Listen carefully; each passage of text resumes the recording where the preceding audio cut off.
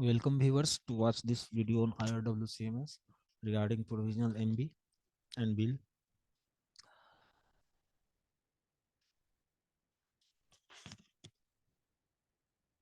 To, to start provisional bill, we should record a on account provisional MB, but assignment should be done. So we should do assignment by the LWA admin ID.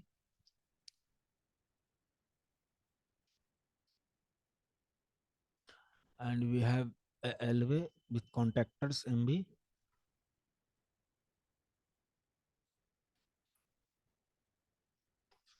LWA number 57346. I have just ported it and made a agreement because agreement finalization is must before uh, any type of billing. So I have just completed agreement on this LWA and assignment is done for LWA, but we should do the assignment for measurement and billing. This is assignment for SSC, coordinating SSC and engineer representative.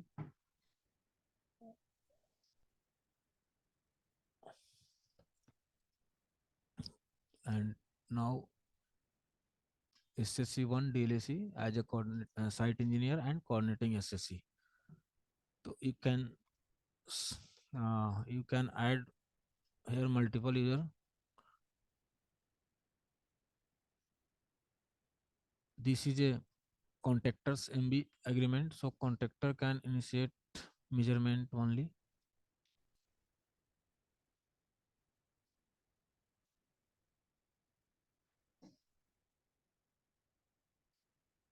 So I have selected two users, two site engineers for this MB, and you can see that ki multiple user ID are appearing for contactors. Then it is a very must to select a particular login ID of contactor, and that login ID of contactor can only reinitiate initiate measurement. Other login ID who is not assigned here cannot initiate measurement. तो आपको याद रखना है, ये बहुत ही important things है कि आप जिस लॉगिन आईडी को यहाँ असाइन करते हैं वही लॉगिन आईडी मेजरमेंट कर पाएगा. जिस लॉगिन आईडी को हमने यहाँ सिलेक्ट नहीं किया है वो मेजरमेंट इनिशिएट नहीं कर पाएगा. तो हमने यहाँ पे असाइनमेंट किया और सेव कर दिया. उसके बाद this is the assignment of measurement only, but now we should do the assignment of billings also. So I am going again for assignment of activity, and our LVN number is this 57346, and this is the assignment of billing. OS bill 1 DLSI is selected, and acceptance of bill by contactors. This is the contactors login ID which is already coming here, but you can change this also. So it can be happen that billing login ID for contactor is different and measurement login ID of contactor is different. It can happen. तो ऐसा नहीं है कि जो login ID contractor ने agreement sign किया वो वही लॉगिन आईडी बिलिंग के लिए होना चाहिए या मेजरमेंट के लिए होना चाहिए. ऐसा मैंडेटरी नहीं है, डिफरेंट हो सकता है. It depends on assignment of activity.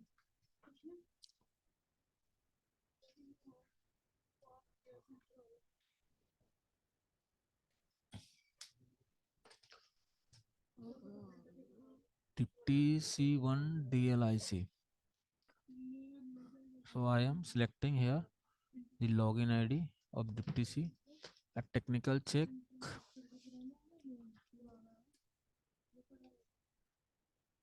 Technical check by SCC1. Design and drawing SCC.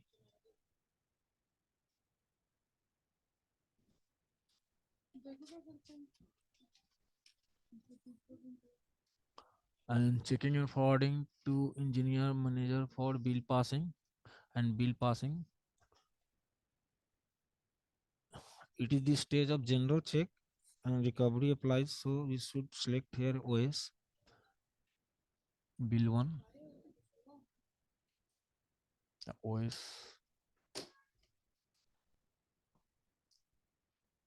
2, and here bill passing officer should be assigned. I am selecting here deputy C. So all assignments should be done and measurement should be done for on account measurement provisional MB.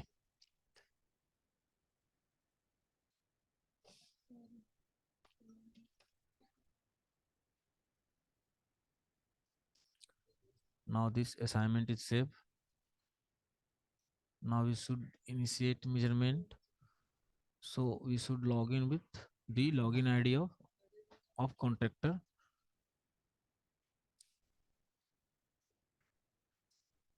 ये measurement है और यहाँ से हमने login ID उठा लिया और इस लॉगिन आईडी से कॉन्ट्रैक्टर मेजरमेंट स्टार्ट कर सकता है.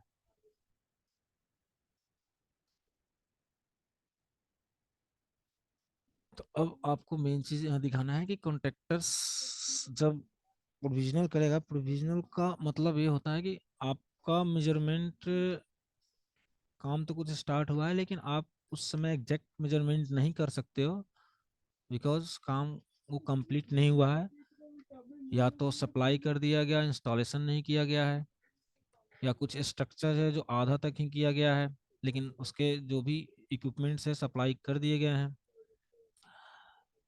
तो इस स्थिति में हमें प्रोविजनल एमबी करना पड़ता है. अगर आपका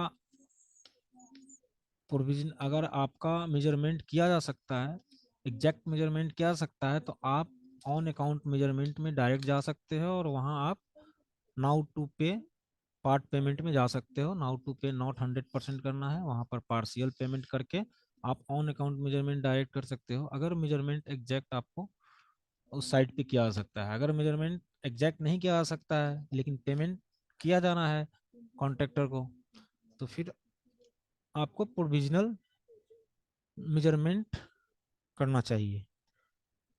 और प्रोविजनल मेजरमेंट में होता है कि आप क्वांटिटी तो 100% डालते हो, नाउ टू पे भी 100% रहेगा, लेकिन जब यह बिल में जाएगा तो सिर्फ 75% पेमेंट कॉन्ट्रैक्टर को होगा और 25% पेमेंट नेक्स्ट टाइम होगा उसी मेजरमेंट पे. जो मेजरमेंट हम अभी स्टार्ट करेंगे जब वो बिल में जाएगा तो उसका 75% पेमेंट के लिए जाएगा और 25% पेमेंट के लिए वह MB SSC कोऑर्डिनेटिंग SSC के ट्रे में मौजूद रहेगा. उसको फिर जब ये प्रोविजनल बिल पेमेंट हो जाएगा तो उसे आप SSC के द्वारा पेमेंट होने के बाद उसी मेजरमेंट को आप आगे बढ़ाओगे 25% पेमेंट के लिए. इस यही चीज हमें इस वीडियो में दिखानी है क्योंकि बहुत सारे प्रॉब्लम हमारे पास आ रहे थे कि लोग प्रोविजनल बिल करते थे उसके बाद वो दूसरा ऑन अकाउंट स्टार्ट करना चाहते थे, तो सिस्टम उन्हें रोक देता था कि आपका ऑन अकाउंट पेंडिंग है, तो आप दूसरा ऑन अकाउंट नहीं कर सकते. दूसरा ऑन अकाउंट नहीं करना है, आपको पहले ही डिसाइड करना है कि प्रोविजनल है, हम जो क्वांटिटी ले रहे हैं उसका सिर्फ 75% पेमेंट होगा ना कि 100% होगा. तो अब कॉन्ट्रैक्टर्स MB में यहाँ जाएगा, कॉन्ट्रैक्टर बेसिक डिटेल्स भरेगा. बेसिक डिटेल्स में you देखेंगे you can see that the field to be entered in basic details entry of measurement.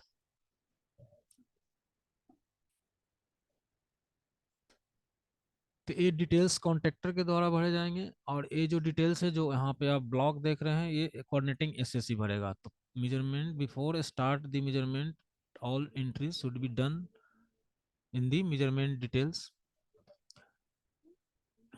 तो this is measurement type area linear. So you can see that this unit is cubic meter, so we should select here LBH. So as per unit, this is a square meter, we should take here area. So I have taken two chapter. This is chapter 5. Chapter 5 से हमने item जो लिया है वो लिया है ये वाली फर्स्ट आइटम आइटम नंबर 05015 और चैप्टर 22 से लिया है हमने। आइटम है एरिया वाली 2222 1083। इस दो आइटम को लेके हम मेजरमेंट करेंगे, क्योंकि ऑल थिंग्स जो भी आप देखेंगे यहाँ पर सब चीज़ें ऑलरेडी डिफ़ॉल्ट आती है। और यहाँ आपको आएगा कि पार्शियल पेमेंट करना है कि नहीं, तो पार्शियल पेमेंट का भी ऑप्शन इनके लिए ब्लॉक है, ये नहीं कर पाएंगे। तो पार्शियल पेमेंट की जो एंट्री है वो भी कोऑर्डिनेटिंग एसएससी फिलअप करेगा। और लेकिन जो डेसिमल प्लेस वाली है वो ये रहने दे सकते हैं contractor. he can decide decimal should be done in 3 decimal places या 2 decimal places। अगर measurement, if measurement is to be done in 2 decimal places, then two, only two is should be selected here, otherwise if three, then three should be। अगर आप to select करते हो और 3 decimal place तक measurement करते हो तो कुछ वैल्यूज डेसिमल प्लेस में गलत आ सकती है। तो आपको यहाँ पर वही सिलेक्ट करना है जिस डेसिमल प्लेस में आप मेजरमेंट करना चाहते हैं, और सिंपली तुम सेव कर दे। ये सारी चीज़ें एक नॉर्मल जो मेजरमेंट में हम लोग बेसिक चीज़ें, बेसिक एंट्री डिटेल्स सेव करते हैं उसी टाइप का है। लेकिन कॉन्ट्रैक्टर एमबी में कुछ चीज़ें कॉन्ट्रैक्टर सेव करता है और कुछ चीज़ें एसएससी वन करेगा। तो अब हमें लॉगिन एसएससी वन की लॉगिन आईडी से करनी पड़ेगी। तो हमने कॉन्ट्रैक्टर के पार्ट से ये वाली सेव कर दी। अब हमें करना है कोऑर्डिनेटिंग एसएससी से measurement of basic details entry वाली लॉगिन आईडी।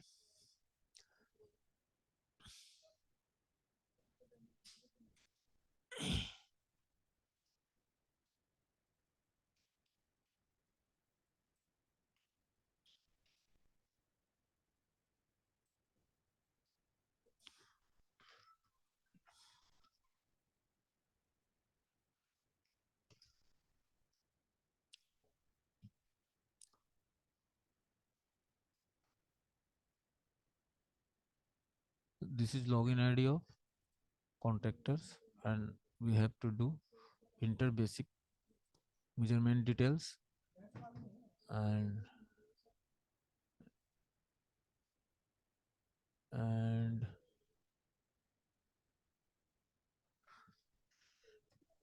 रेलवे नंबर होना चाहिए 57346।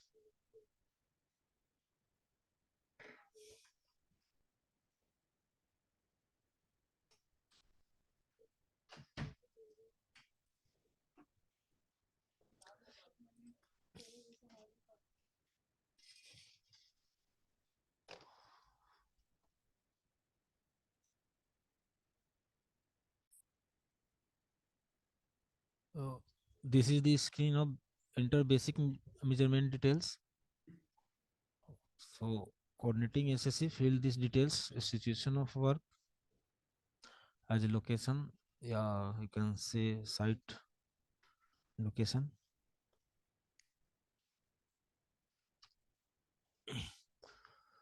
and commencement date of work should be filled here, and actual date of completion should be filled during final MB. So we should leave this field blank। तो ये दो तीन details हैं जो SSC should decide, and some details should be done by contractors login ID only। And this is the field partial payment, yes or no, can be done from here।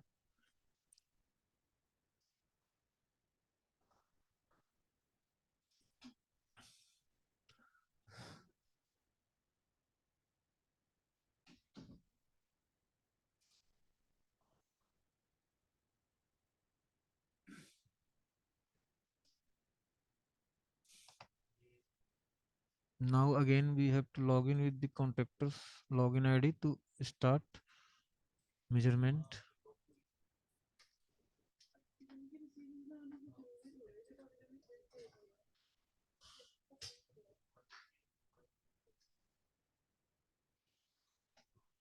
So the main चीज अब यह है कि हम लोग कौन सा measurement start करेंगे। तो ये जो स्क्रीन है ये आप लोगों के लिए बहुत ही इंपॉर्टेंट है कि प्रोविजनल अगर बिल करना है, पहले तो है कि करना है या नहीं करना है, आपका ऑन अकाउंट से काम चल जाएगा या नहीं। तो ये आपको डिसाइड करना है as per railway rules and norms कि दिस एग्रीमेंट में आपको प्रोविजनल एमबी करनी है या ऑन अकाउंट एमबी करनी है। तो provisional MB as I think should be done when no exact measurement can be done.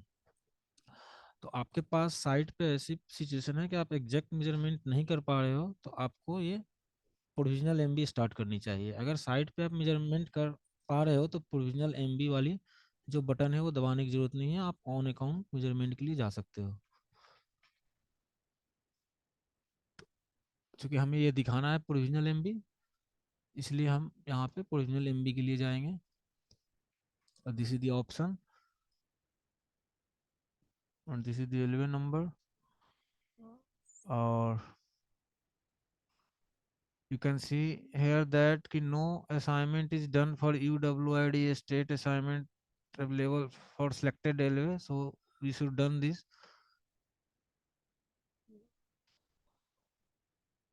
We should have done this but we did not do it, so we have to do it by login ID of LV admin. तो हम लोग वो जो assignment होती है assignment of state and UWID वो हम लोग भूल गए और उसको नहीं किया, इसलिए वो वाली चीज आ रही थी, हम लोग अब उसको पहले करेंगे। CE1 DLIC के लॉगिन आईडी डिप्टी सी जो है इसके एलवे एडमिन है।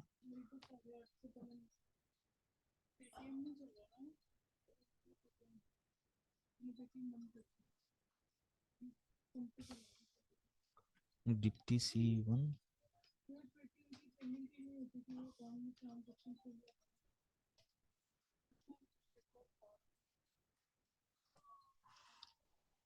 TX2P।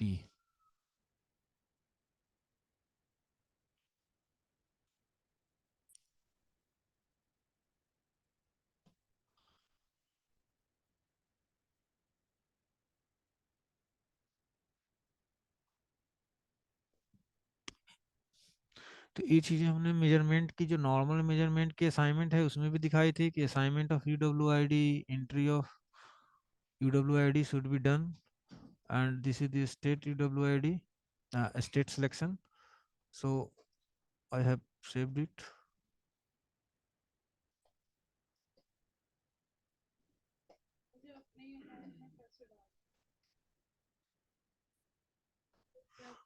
और after that we should assign the UWID to the SSC।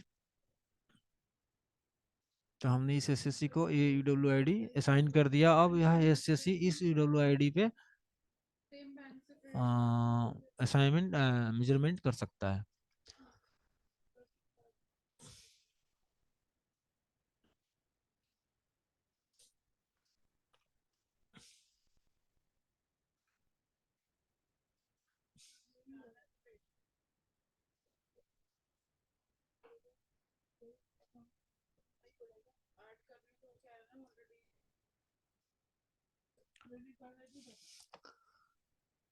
अब कॉन्ट्रैक्टर मेजरमेंट स्टार्ट कर सकता है। तो अब हम कॉन्ट्रैक्टर लॉगिन आईडी से लॉगिन करेंगे।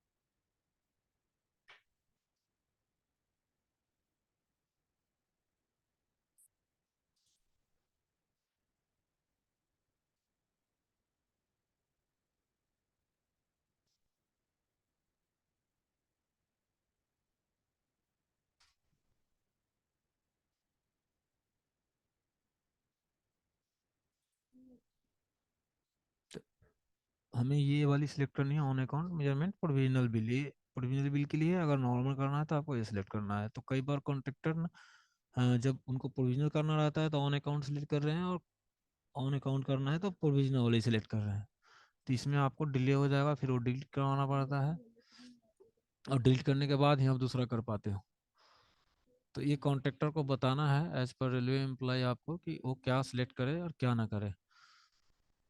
और इसके लिए हमने ये वीडियो ही बना दी, उन्हें वीडियो भी रेफर कर सकते हैं कि आप वीडियो देख के वो मेजरमेंट स्टार्ट कीजिए। तो हमने यहाँ पे एक प्रोविजनल बिल के लिए जो ऑन अकाउंटिंग भी है वो स्टार्ट कर दी।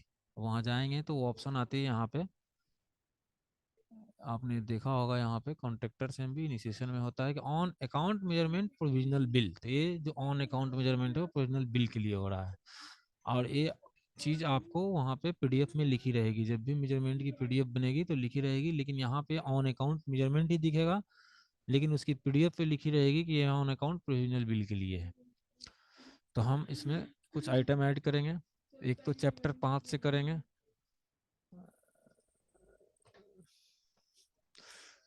तो एक हमने 5 का चैप्टर सोचा था, और एक चैप्टर हमने सोचा था 22 का।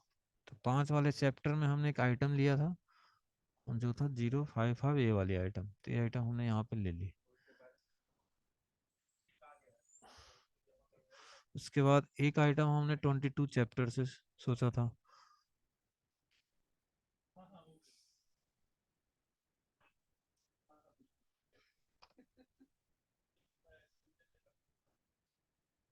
तो यहाँ से हम 22 चैप्टर सेलेक्ट करेंगे और उस आइटम को लेंगे जो हमने सोच रखा है, 221083 ए वाली आइटम, जो एरिया स्क्वायर मीटर में इसका ये था, यूनिट था।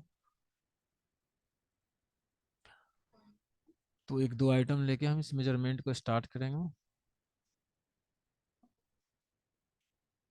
और हम ये दिखाना चाहते हैं कि प्रोविजनल बिल में जाता है तो क्या दिखता है। मतलब यहाँ तो आपको दिखेगा कि नाउ टू पे 100%, लेकिन जैसे ही ये बिल में जाने लगेगा तो फाइनलाइजेशन से पहले बता देगा कि इस पे सिर्फ 75% पेमेंट होगा, और आगे की पेमेंट आपको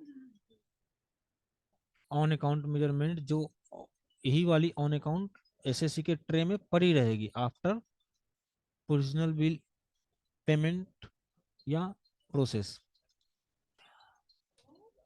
तो जब प्रोविजनल प्रोसेस हो जाएगा तो एक ऑन अकाउंट हमेशा पड़ी रहेगी। नॉर्मल केस में ऐसा होता है कि वो on account measurement on account bill में बिल के साथ ही चला जाता है। जब अगली बार मुझे ऑन अकाउंट बिल करना आता है तो हमें दूसरा मेजरमेंट करना पड़ता है, लेकिन प्रोविजनल वाले केस में ऐसा नहीं होता है।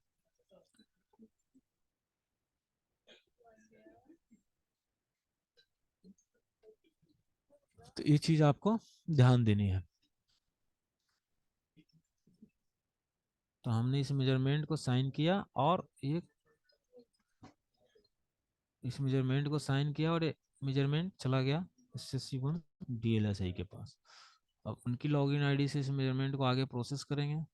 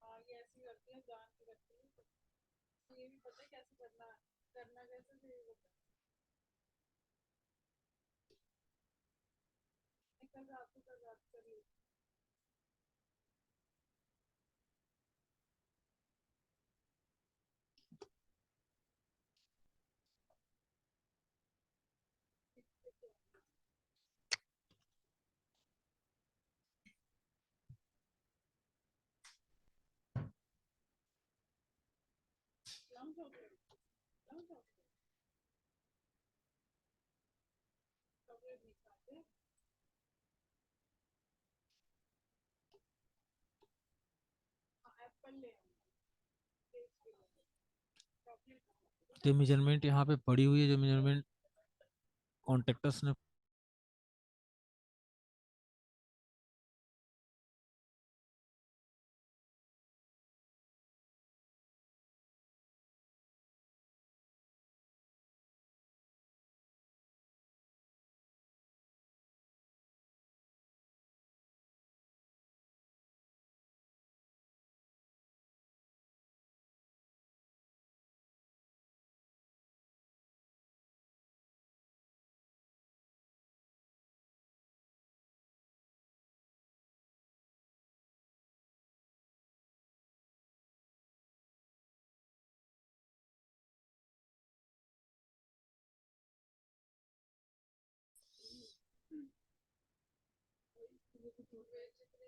तो ये जो प्रोविजनल बिल के लिए जो हमने ऑन अकाउंट एमबी बनाई थी, वो अब एक्सियन के पास आ गई है, और वहाँ पे नॉर्मल मेजरमेंट की तरह आपको वो वाली ऑप्शन नहीं आएगी कि measurement finalise and forwarded for billing.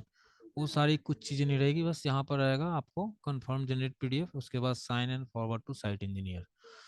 तो ये करने के बाद फिर प्रोविजनल बिल बनाया जा सकता है। अगर हमने sign and forward to site engineer कर दिया, तो इस दो आइटम का प्रोविजनल बिल बन सकता है। और ये एमबी फिर कोऑर्डिनेटिंग एसएससी के पास फॉरवर्ड हो रही है, इसलिए कि जब प्रोविजनल बिल बन जाए और 75% उसका पेमेंट हो जाए, तो 25% पेमेंट के लिए वो फिर से ऑन अकाउंट इनिशिएट कर पाए। तो अब हमें ये करना है, प्रोविजनल बिल बनाना है। तो प्रोविजनल बिल के लिए शायद हमने जो असाइनमेंट कर रखी है, वो हमें चेक करना पड़ेगा, और उस लॉगिन आईडी से लॉगिन करना पड़ेगा जो यहाँ पे असाइन होगा इस एलवे के अगेंस्ट में, जो बिल प्रिपरेशन के लिए।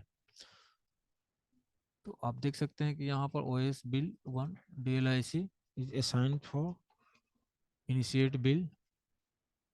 तो हमें उस लॉगिन आईडी से लॉगिन करना है और उस बिल को वहाँ से इनिशिएट करना है।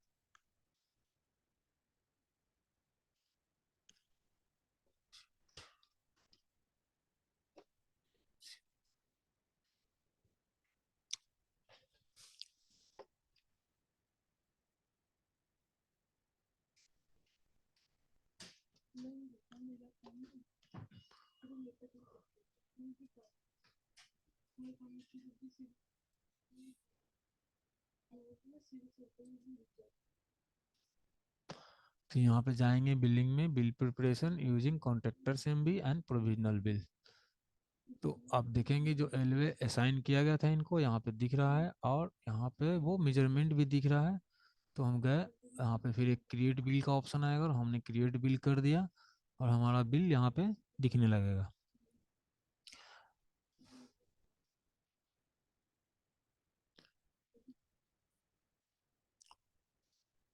तो हमारा बिल यहाँ पे दिखने लगा, और हमने जो वहाँ पे डाल रखा था कमेंसमेंट डेट वगैरह यहाँ पे आ गया। बिल नंबर जब हम सेव करेंगे फर्स्ट टाइम, तो बिल नंबर भी यहाँ पे क्रिएट होगा और वो दिखने लगेगा यहाँ पे। तो हमने सिर्फ दो आइटम लिए थे जिसके अगेंस्ट में कुछ मेजरमेंट हमने डाले थे, नहीं हमने मेजरमेंट के लिए तो लिए थे, लेकिन क्वांटिटी हम डालना भूल गए थे। तो यहाँ पर वो मेजरमेंट हमें आइडेंटिफाई करके, क्योंकि सारे में आप देखें तो अमाउंट भी यहाँ पे सारे में 0 0 आ रहे हैं, जो कि सही नहीं है। तो हमें कुछ अमाउंट डालने पड़ेंगे इसमें, जैसे है amount since last bill including special condition. तो कुछ अमाउंट डालेंगे तभी वो बिल पोस्ट टू आई पास होगा, क्योंकि हम क्वांटिटी डालना भूल गए, इसलिए सारे में अमाउंट 0 0 आ रहे हैं। तो हम क्या करते हैं यहाँ पे कुछ, क्योंकि क्वांटिटी अगर हमने डाली रहती यहाँ पे करंट क्वांटिटी, तो उसके हिसाब से यहाँ पे रेट और क्वांटिटी मल्टीप्लाई करके कुछ अमाउंट आता था, लेकिन यहाँ पे नहीं आ रहा है। तो हमने एक 100 100 रुपए की अमाउंट डाल दिया, तो हमारा बिल जो है 200 रुपये का बनेगा।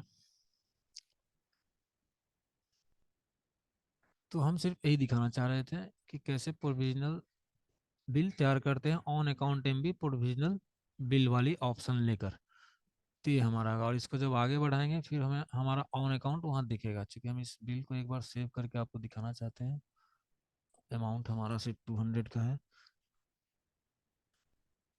और ये हमारा जो यूनिक वर्क आईडी आ रहा था यहाँ पे, उसके अगेंस्ट में 200 का अमाउंट बिल पासिंग ऑफिसर के पास जाएगा, और वो पोस्ट टू आई पास यानी एम्स पोर्टल जो होती है हमारी, वहाँ चली जाएगी।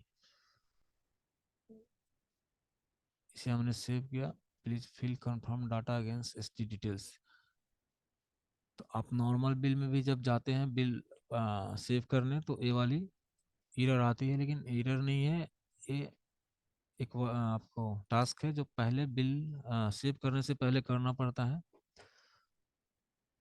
Please fill and confirm the data against S D details, जो कि ओएस कर पाएगा। जो ओएस इस एलवे एडमिन का ओएस होगा, वो इस मिसcellaneous टैब में जाके ये डाटा कंफर्म करेगा, तब बिल बनता है। तो हम इस वीडियो को ही बंद करेंगे, क्योंकि हमारा उद्देश्य था ओरिजिनल बिल के बारे में बताना। अब आगे ये डाटा भरा जाएगा, उसके बाद ये बिल आगे प्रोसेस हो पाएगी। और बिल पेमेंट के बाद जो एसएससी है, जो एसएससी वन था, उसकी आईडी में अभी भी वो ऑन अकाउंट मेजरमेंट पड़ा होगा, क्योंकि ऑन अकाउंट मेजरमेंट अभी फाइनलाइज नहीं हुआ है, सिर्फ वो उसके अगेंस्ट में बिल आगे बढ़ा है, प्रोविजनल बिल, और वो पास होगा। और पास होने के बाद, पेमेंट होने के बाद, एक्नॉलेजमेंट होने के बाद, एसएससी को अपने ट्रे में पड़े हुए उसी ऑन अकाउंट बिल को, एमबी को स्टार्ट करना चाहिए, और उसको फिर से फाइनलाइज करवाएंगे तो जो रिमेनिंग 25% पेमेंट होगा वो कर पाएगा, क्योंकि ये प्रोविजनल बिल के अगेंस्ट में सिर्फ 75% पेमेंट जाएगी ऑटोमेटिक, दिखाएगा नाउ टू पे 100%, लेकिन पेमेंट जाएगी सिर्फ 75%। तो ये सारी चीज़ें आपको मालूम होनी चाहिए ताकि आपको कंफ्यूजन ना हो। इसे यहाँ पर आप देखिए, वो मेजरमेंट अभी भी यहाँ पड़ी हुई है, कॉन्ट्रेक्टर असेंबली वाली मेजरमेंट है, और ये प्रोविजनल बिल के लिए है। जब हम मेजरमेंट की डिटेल्स खोलेंगे, यहाँ जो पीडीएफ हमारी बनी थी पहले, तो आप पीडीएफ को चेक करेंगे तो वहाँ लिखा रहेगा प्रोविजनल बिल का मेजरमेंट है।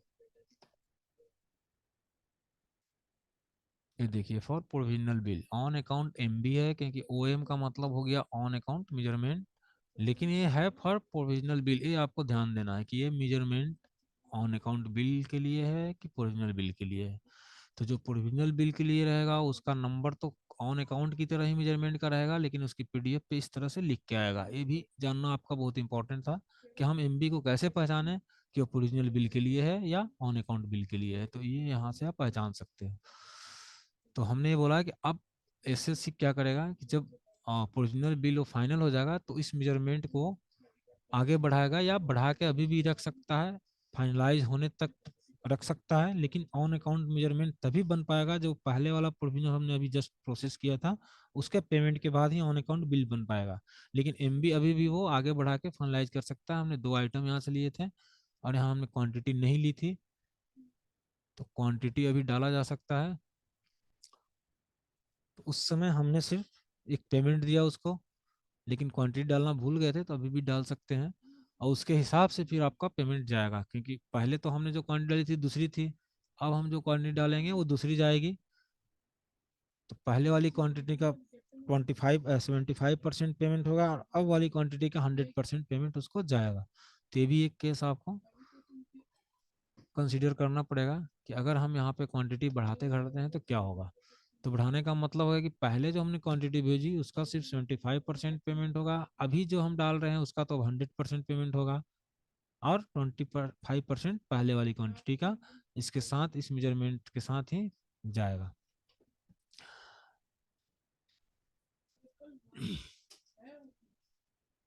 तो इस टाइप से आपको ये मेजरमेंट करने हैं। मतलब प्रोविजनल वाले केस में बहुत कंफ्यूजन हो रहा था, इसलिए एक छोटा सा वीडियो हमें बनाना पड़ा ताकि आप लोगों को फिर इस टाइप का कोई कंफ्यूजन ना हो। तो हमने सर्टिफिकेट भी ऐड कर दिया जाए एज पर नॉर्मल एमबी। अब यहाँ से नॉर्मल एमबी की तरह सारे प्रोसेस होंगे, सिर्फ पेमेंट का हो रहेगा कि पेमेंट कितना होगा। यहाँ पर लिख रहा है provisional bill not paid yet, payment can be forwarded only after successful payment of provisional bill. ये आपको समझना है। तो यही आप इस वीडियो का एंड करेंगे। Thank you for watching.